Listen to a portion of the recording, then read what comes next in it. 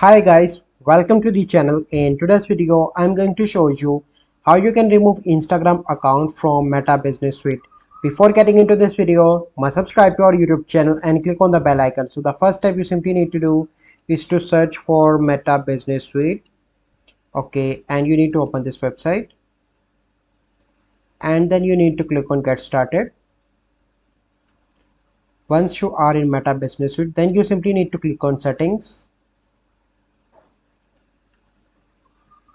Okay, and here you need to click on business assets,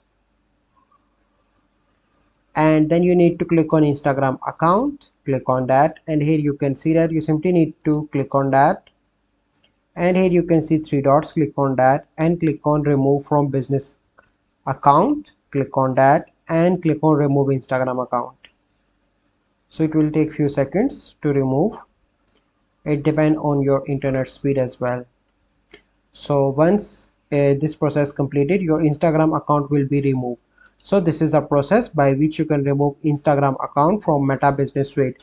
I hope you find this video helpful. If you find this video helpful, must like this video, subscribe to our YouTube channel for future videos. We'll see you in the next video. Thank you. Have a good day.